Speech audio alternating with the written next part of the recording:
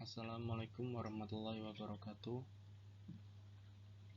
Saya Farikin akan mempresentasikan tugas koperasi dan UMKM dengan judul analisis bisnis dengan pendekatan BEP atau break even point dan payback period.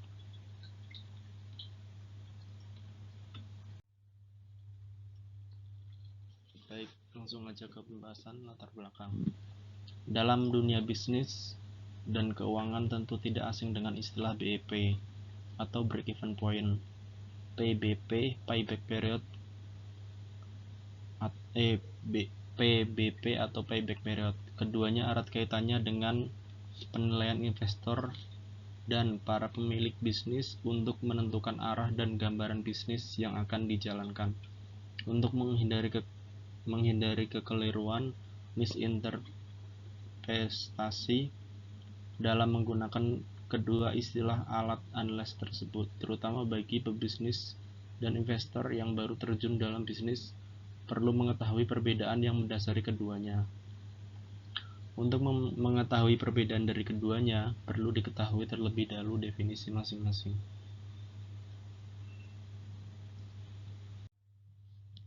Selanjutnya, pengertian break even point atau BEP atau titik impas adalah suatu kondisi di mana tingkat pendapatan dalam hal ini omset sama besarnya atau setara dengan tingkat pengeluaran atau investasi yang dikeluarkan dalam menjalankan suatu usaha atau proyek. Pengeluaran atau biaya dalam hal ini termasuk di dalamnya biaya investasi, harga pokok produksi, dan juga biaya operasional yang dikeluarkan dalam menjalankan bisnis atau proyek. Jika suatu proyek memenuhi kondisi ini, maka proyek tersebut sedang tidak mengalami kerugian maupun keuntungan. Selanjutnya, pengertian payback period. Apa itu payback period? Payback period adalah perhitungan yang menunjukkan lama waktu, biasanya dalam beberapa tahun, suatu investasi akan bisa kembali. Payback period diperlukan untuk menunjukkan perbandingan antara ideal investment dengan aliran kas tahunan. Selanjutnya, jenis biaya berdasarkan break even atau titik impas. Jenis biaya yang dikeluarkan perusahaan dapat dibedakan sebagai berikut. Yang pertama yaitu variable cost atau biaya variabel. Variable cost merupakan jenis biaya yang selalu berubah sesuai dengan perubahan volume penjualan, di mana perubahannya tercermin dalam biaya variabel total. Dalam pengertian ini, biaya variabel dapat dihitung berdasarkan persentase tertentu dari penjualan atau variable cost per unit dikalikan dengan penjualan dalam unit.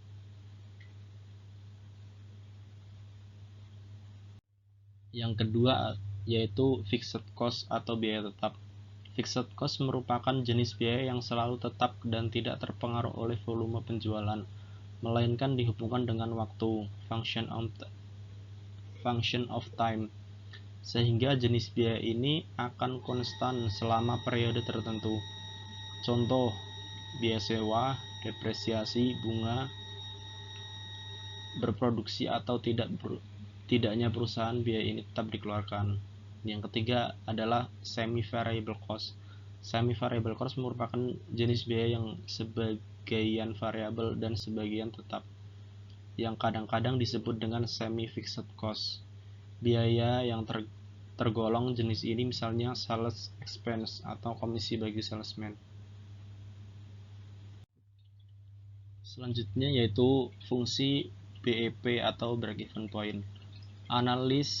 Analisis BEP berfungsi untuk menjadikan apa yang dihasilkan lebih efisien sehingga perusahaan bisa mendapatkan laba yang optimal. Secara lebih lengkap, berikut rangkuman berbagai fungsi BEP bagi suatu usaha.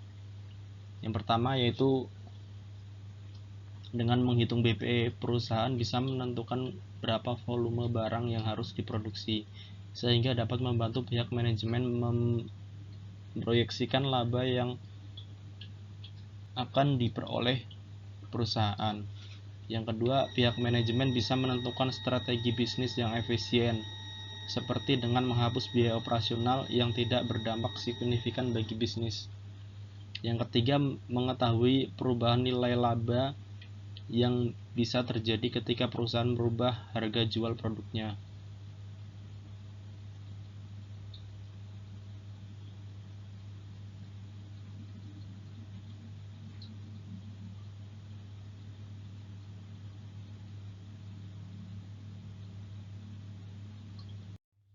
Fungsi payback period.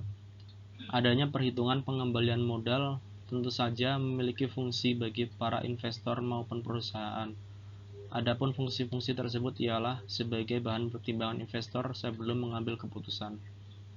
Fungsi utama dari perhitungan pengembalian dana adalah sebagai bahan pertimbangan investor dan mengetahui apakah suatu proyek perusahaan layak untuk mereka jadikan investasi atau tidak.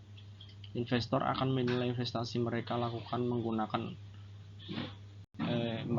menguntungkan apabila jangka waktu pengembalian dana cepat.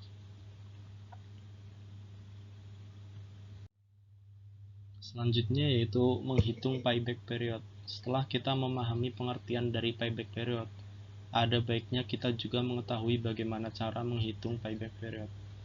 Dalam melakukan penghitungan pengembalian modal, Anda harus menggunakan suatu rumus agar memudahkan perhitungan tersebut.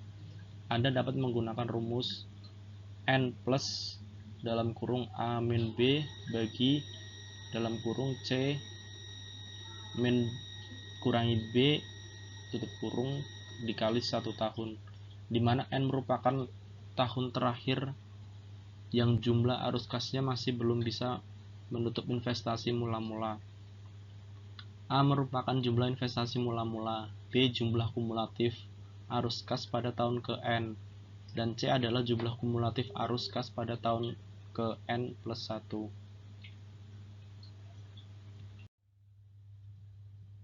Selanjutnya yaitu cara menghitung BEP atau break even point.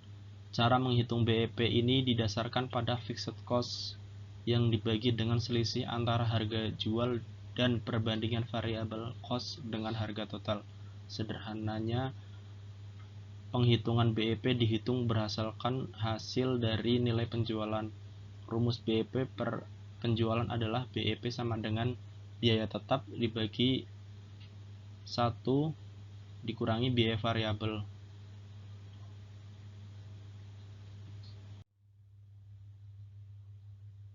Selanjutnya yaitu perbedaan dari keduanya. Perbedaan di antara keduanya sebagai berikut. Payback period hanya menghitung berapa waktu yang dibutuhkan untuk mengembalikan investasi. Dalam kurung disimbolkan dengan ukuran waktu.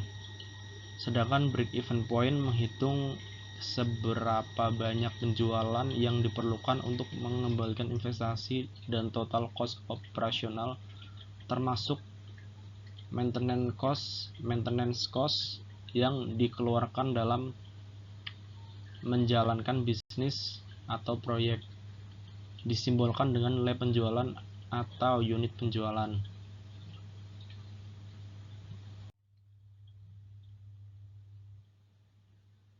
Yang selanjutnya adalah kesimpulan. Dengan mengetahui pengertian dan ciri-ciri penggunaan masing-masing alat analisa ini, manajemen atau investor dapat memilih secara tepat alat analisa yang akan digunakan sesuai dengan informasi yang dibutuhkan.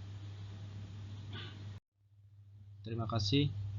Mungkin segitu saya yang bisa saya sampaikan, kurang dan lebihnya mohon maaf.